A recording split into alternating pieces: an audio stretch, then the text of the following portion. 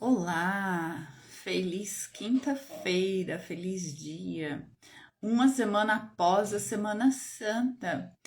Quinta-feira passada eu estava dizendo feliz quinta-feira santa. Hoje é feliz Páscoa, né? Feliz Páscoa, porque nós estamos vivendo a oitava da Páscoa.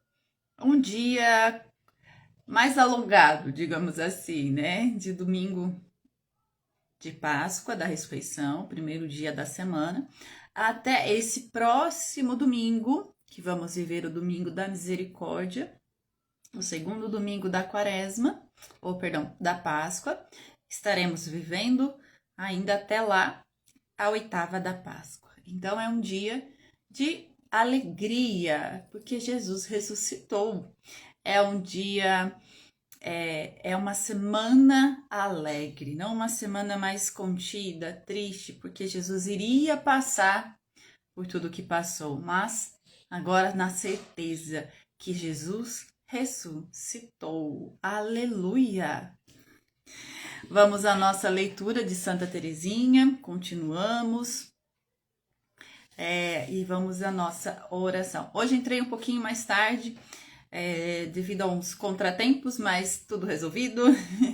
E aqui estamos para continuar a nossa leitura. Em nome do Pai, do Filho e do Espírito Santo. Amém. Lembrando, né, que eu leio sempre Provérbios, capítulo 2, versículos do 10 ao 11. Quando a sabedoria penetrar em teu coração e o saber deleitar a tua alma, a reflexão velará sobre ti, ela te amparará a razão. Nós paramos na parte de Santa Teresinha, onde ela estava falando, né, que a sua prima também, com quem ela gostava muito, entrou para... Estava, né, ambas... elas não viam a hora de ambas entrarem juntas para o Carmelo, né? Então, continuando aqui, né, para quem está chegando agora, História de uma Alma, um livro. Vamos continuar a nossa leitura hoje.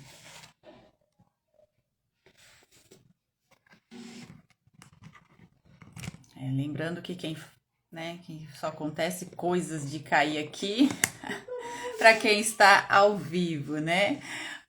Vamos lá. Não era raro, em casa do meu tio, ver Maria e Teresa convertidas em dois anacoritas.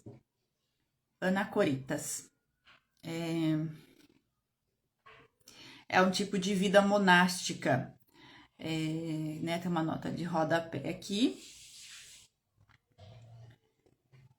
Que é uma eremita, né? Que é uma pessoa que vai viver solitária, digamos assim, num deserto, numa mata muito densa, onde ninguém chega praticamente. Então elas viviam assim dentro da própria casa lá, né, do tio onde ela estava. Muito penitentes, vivendo numa pobre choupana, possuidoras apenas de um pequeno campo de trigo e de uma hortazinha para cultivarem hortaliças. Passavam a vida em contemplação contínua, ficando uma delas em oração enquanto a outra se ocupava na vida ativa, e procedendo em tudo com uma harmonia, um silêncio e maneiras perfeitamente religiosas. Se acontecia de sairmos a passeio até na rua e pelos caminhos continuávamos com o nosso santo disfarce, rezando as duas anacoretas, o terço, e contando pelos dedos para não revelar ao público indiscreto a nossa devoção. Olha que bonito, né? Abrindo um parênteses aqui. Eles saíam, né, para fazer um passeio. As duas continuavam em estado de eremita. Elas continuavam vivendo aquela brincadeira, né? mas na realidade elas saíam com seus, para que ninguém percebesse que elas saíam rezando o terço nos dedos, contando, né, as Ave-Marias nos dedos, para que ninguém percebesse, mas elas saíam em estado de contemplação. Então, né? E quem de nós faz isso hoje em dia? Nós saímos rezando? Nós saímos em oração pelo caminho ou já saímos brigando, xingando, reclamando? Né? Duas crianças aqui nos ensinando o que temos que fazer.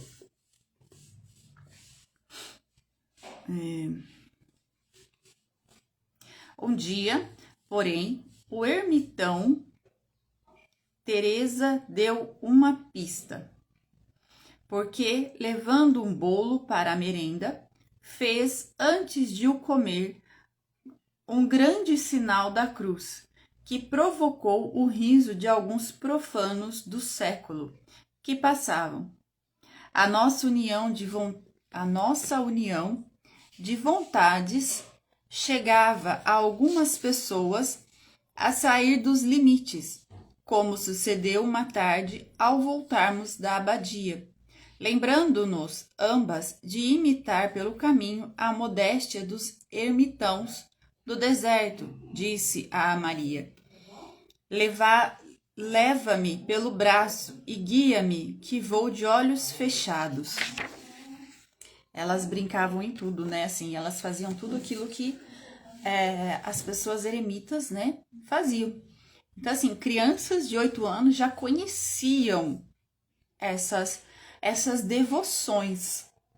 E nós estamos ensinando essas devoções aos nossos filhos, sobrinhos, crianças da catequese? Também os quero levar fechado, respondeu-me ela. E, como dissemos, assim o fizemos. Fomos pelo passeio de lado para fugir ao perigo dos veículos, mas, depois de uma agradável caminhada de alguns minutos, em que as duas doidas saboreavam as delícias de caminharem às cegas, dão consigo ambas juntas em cima de umas caixas que estavam à porta de uma loja. E aí vão estas derrubadas pelo chão fora. Ao ruído da trovoada, sai de lá de dentro o dono encrespado, como uma cobra para acudir ao destroço. Mal viu, porém, as duas cegas voluntárias que, temendo as consequências, se tinham levantado num instante e, num passo acelerado, corriam estrada adiante de olhos bem arregalados e ouvidos abertos também para ouvirem as justas descomposturas da tia Joana, tão irritada com o caso como o marido. Ainda não toquei, nem de leve, nas minhas novas relações com Celina.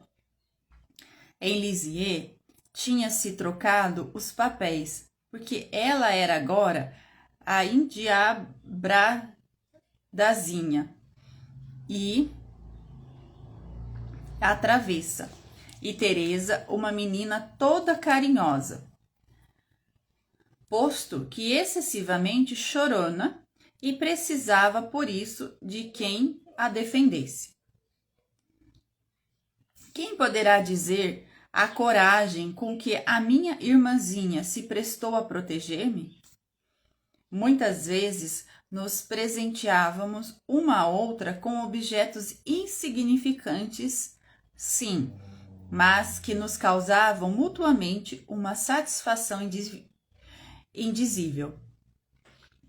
É que nessa idade não tínhamos a alma embotada, mas em todo o seu frescor, abrindo-se como uma flor de primavera, ditosa ao ver-se acariciada pelo orvalho matutino. É que as corolas destas duas flores balançavam-se tranquilamente ao sopro da mesma brisa. Oh, sim, As nossas alegrias eram comuns, como tive ocasião de experimentar no formoso dia em que a minha querida Celina fez a sua primeira comunhão. Tinha eu então 7 anos e não frequentava ainda o colégio da abadia. Mas com que prazer me lembro da maneira como ela se preparou para essa festa.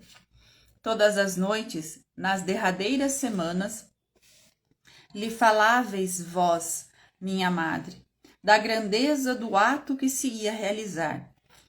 Eu, ansiosa de me preparar também, escutava com atenção e, quando me davam retirar por ser ainda muito pequenina, apertava-se o meu coração de dor.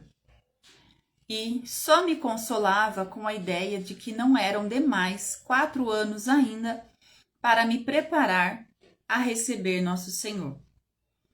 Uma noite, ouvindo dirigir à minha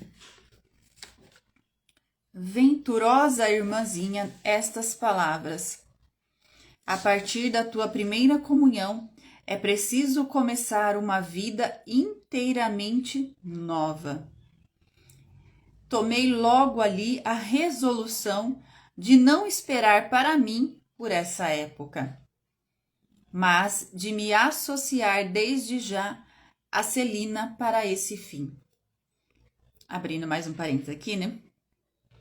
Ela escutou a irmã mais velha ensinando, né, como a irmã mais nova deveria receber Jesus e que assim, depois da primeira comunhão, deveria ter uma vida nova. Começar uma vida inteira nova, né? Deixar as coisas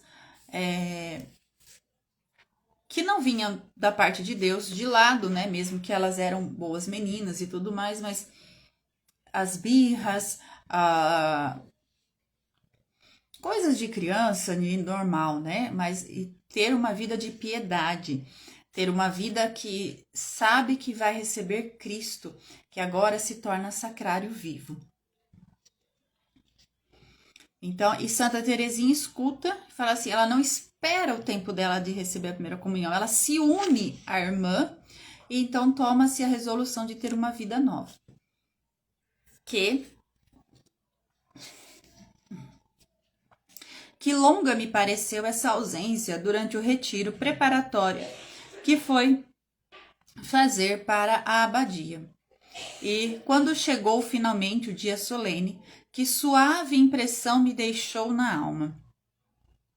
Considerando-o como o prelúdio da minha primeira comunhão, quantas graças lhe devo e com que verdade lhe posso chamar um dos mais felizes da minha vida.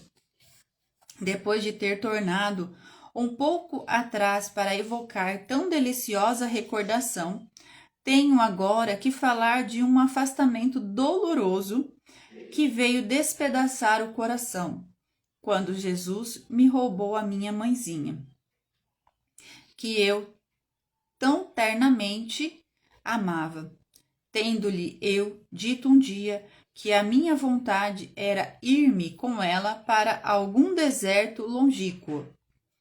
Respondeu-me que esse era também o seu desejo, mas que, para o pôr em prática, esperaria que eu tivesse mais idade. Tomara Teresinha a sério essa promessa irrealizável. Qual não foi a sua pena quando ouviu a sua querida Paulina tratar com Maria sobre a sua próxima entrada no Carmelo. Mal sabia eu então o que fosse Carmelo, mas percebi que ia deixar-me para entrar num convento e que não havia de esperar por mim. Como descrever a angústia que me invadiu o coração? Aprendi naquele instante a vida em toda a sua realidade, tumultuada de sofrimento e de separações contínuas, e verti por isso amargas lágrimas, desconhecendo àquela data a alegria do sacrifício. Era tal a minha fraqueza de espírito que considero por grande favor do céu o ter podido suportar com vida uma prova aparentemente superior às minhas forças. Nunca me há de esquecer o carinhoso afeto com que a minha mãezinha procurou consolar-me, explicando-me a vida do claustro com tanta viveza que uma noite, repassando a sós comigo o quadro que dela me traçara, senti que o Carmelo era aquele deserto em que Deus queria também que eu me fosse esconder. E foi tão claro este sentimento que não me ficou no espírito a menor dúvida do chamamento divino, nem a sombra de que pudesse apenas ser uma fantasia de criança facilmente impressionável, tanto mais que produziu em minha alma uma paz extraordinária, embora não possa exprimir com exatidão tudo o que senti. Confiei no dia seguinte os meus desejos a Paulina, que, vendo neles a vontade do céu, me prometeu levar-me quanto antes ao Carmelo, para revelar o meu segredo à Madre Prioresa. Então, Santa Teresinha teve aqui, junto com a irmã dela, a vontade de ir para o deserto.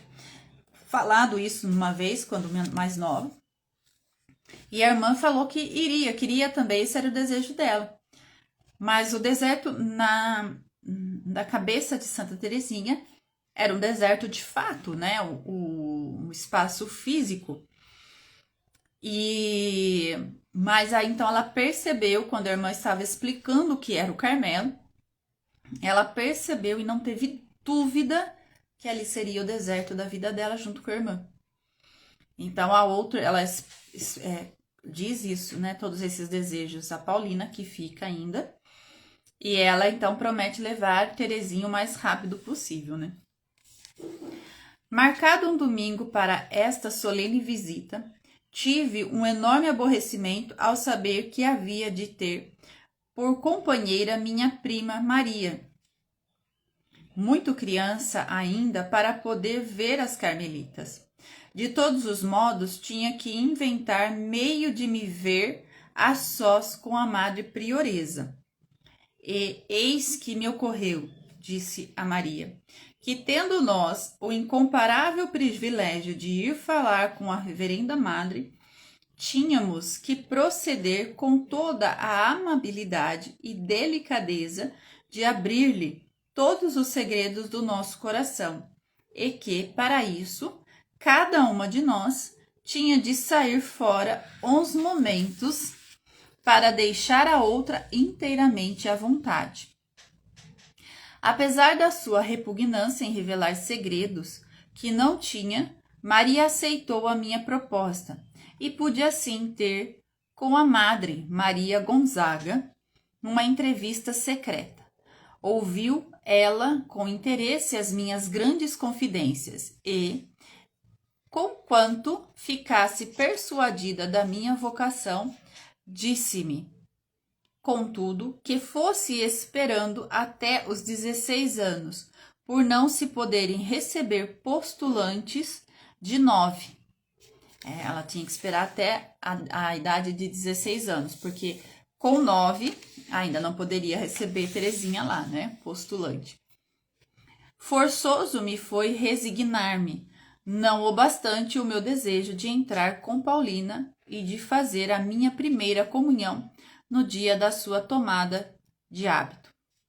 Raiou finalmente o dia 2 de outubro, dia de lágrimas e bênçãos, em que Jesus colheu a primeira das suas flores, a flor predileta, que poucos anos mais tarde havia de ser a mãe de suas irmãs. Enquanto nosso pai, com o meu tio e Maria, subiram a montanha do Carmelo para oferecerem o seu primeiro sacrifício. Levavam-me minha tia à igreja com Leônia e Celina, para ouvirmos missa. Íamos todas debulhadas em tal choro que ao entrar no templo não havia quem não olhasse para nós com espanto. sem que isso, porém, nos impedisse de continuar a chorar. E pelo que me diz respeito, era tão intensa a minha aflição que me parecia impossível que pudesse ainda haver sol que iluminasse a terra. Imaginara talvez minha mãezinha que estou exagerando a minha pena por uma separação que eu sou primeira a reconhecer que não me devia afligir tanto. Mas a minha alma, devo confessá-lo, estava tão longe da maturidade e tinha que passar pelas adversidades de 1000 tribulações antes de atracar às praias da tranquilidade e saborear os deliciosos frutos da renúncia total e do perfeito amor de Deus. Olha que lindo esse parágrafo, né? Eu vou ler esse parágrafo novamente. Imaginara talvez, minha mãezinha, que estou exagerando a minha pena por uma separação que eu sou a primeira a reconhecer que não me devia afligir tanto. Mas a minha alma, devo confessá-lo, estava tão longe da maturidade. Olha a importância da maturidade, né? Ela não estava madura. Santa Teresinha não estava madura para tal situação. E tinha que passar pelas adversidades de 1000 tribulações antes de atracar às praias da tranquilidade e saborear os deliciosos frutos da renúncia total e do perfeito amor de Deus. Ela precisou passar por 1000 tribulações, né? Nós escutamos por aí muitas e muitas vezes, né? Por esses livros de autoajuda, pessoas que falam que você não precisa, você não tem que ter sofrimento. Na vida não é sofrimento, a vida não é isso, você não é obrigado a passar por isso, por nenhum tipo de dor, que não sei o que. Mas é a dor. São as tribulações, são as adversidades da vida, são os sofrimentos que nos faz amadurecer, que nos traz a maturidade, física, psíquica, emocional e espiritual. Porque nós precisamos lidar com as tribulações, nós precisamos lidar com as adversidades da vida, mas com Deus, com o Espírito Santo, pedindo o Espírito Santo que nos ajude a enfrentar tudo aquilo que precisamos passar para que possamos ser forjados, né? Para que nós possamos ser moldados como o ouro, né? Passa pelo fogo para ser moldado, ser purificado. Nós também precisamos passar pelas tribulações, adversidades da vida, para ficarmos moldados por Deus e limpos, libertos de tudo aquilo que não vem de Deus, principalmente as coisas do mundo. Né? Então ela fala da renúncia das suas próprias vontades. Na tarde desse dia 2 de outubro de 1888, através das grades do Carmelo, vi a minha querida Paulina, convertida já em Soror Inês de Jesus. Quanto sofri a grade daquele locutório. Para quem nunca viu, né, não assistiu nenhum filme ou documentário, né, no Carmelo, né, existe as grades onde as freiras vêm visitar as pessoas, né, a família e tudo mais. Então, assim, você não pode ultrapassar aquela grade, nem elas saem de lá e nem você entra lá. Então, você vê pela grade, somente pela grade. Já que escrevo a história de minha alma, creio que devo dizer tudo. Pois bem, declaro que Me pareceram uma ninharia os primeiros sofrimentos da separação comparados com os que sobrevieram depois. Eu, que me habituara a conversar frequentemente com a minha mãezinha, de coração nas mãos, conseguia a custo que me deixassem 2 ou 3 minutos para desabafar com ela ao fim das visitas de família. O tempo de, né, mais uma nota de rodapé aqui, né, o tempo dessas visitas é pautado pelas regras, né? Então, ela com muito custo conseguia esse momento a sós com a irmã dela. E dispensável é dizer que eram 2 ou 3 minutos de choro contínuo e que saía dali com o coração angustiado. Não podia compreender que o melhor quinhão nestas entrevistas houvesse de ser sempre para meu paizinho e para Maria, e que nos pudessem dar mais vezes uma meia hora para conversarmos ambas à vontade. E porque não chegava realmente a alcançar a razão disto, ia dizendo comigo: não há que ver, acabou para mim, Paulina. Iniciou-se então no meu espírito um trabalho de desenvolvimento tão ativo que vim a adoecer gravemente. A enfermidade que me sobreveio procedeu com certeza da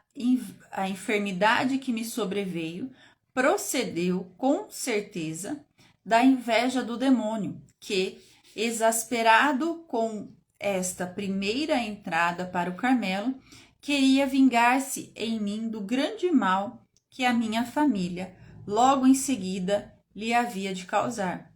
Não sabia o maldito que a rainha dos anjos velava fielmente pela sua florzinha, sorrindo-lhe do céu, prestes a dissipar a tempestade no mesmo instante em que a sua haste delicada e frágil se ia quebrar para sempre. A fins deste ano de 1882, assaltou-me uma dor de cabeça contínua, mas suportável, que me durou até a Páscoa de 1883, sem me impedir de continuar os estudos. Estava por este tempo meu pai em Paris com Maria e Leônia, tendo Celina e eu ficado entregues ao cuidado de nossos tios.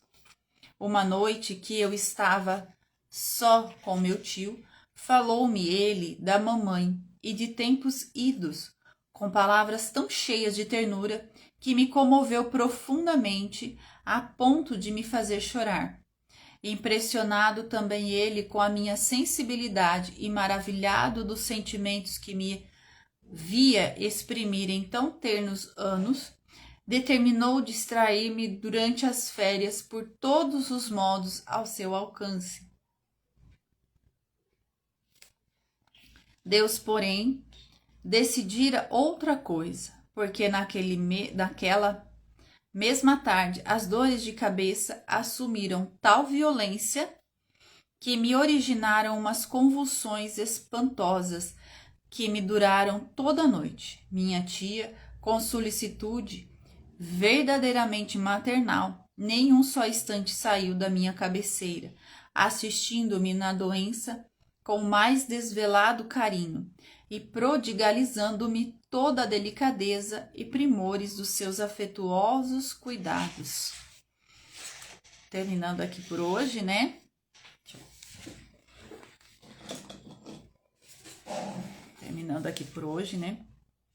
Para que possamos continuar no sábado.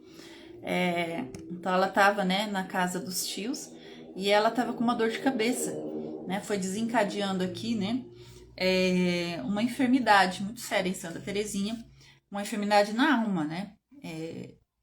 Hoje eles falam, né, realmente da depressão. Provavelmente Terezinha teve depressão e por isso que ela passou por essas situações, por causa da perca da mãe, muito nova, e depois aquela que ela tinha tido como mãe, né, pediu para que a irmã mais velha fosse a mãe dela, entra no Carmelo. Então ela perdeu 2 vezes, né? E aí ela não tinha mais aquele contato. E essas adversidades vieram, essas tribulações vieram. E aqui daí já são cenas para os próximos capítulos. Então aqui fica, né, mais um trecho do livro, para que sábado nós possamos continuar esse trecho. Que Santa Teresinha interceda por nós, lembrando, né, do nosso pedido para essas leituras, né, que Santa Teresinha nos conceda a graça de ganhar uma rosa ao final dessa leitura, se for da vontade de Deus, para que ela interceda por nós e nos ensine a viver a vontade de Deus para a nossa vida. Qual é a vontade de Deus para cada um de nós? Que Santa Teresinha nos ajude, nos ilumine nesse momento e nos traga qual é a vontade de Deus. E que nós possamos ganhar a rosa, se for assim da vontade de Deus. Um ótimo dia para vocês e até o sábado.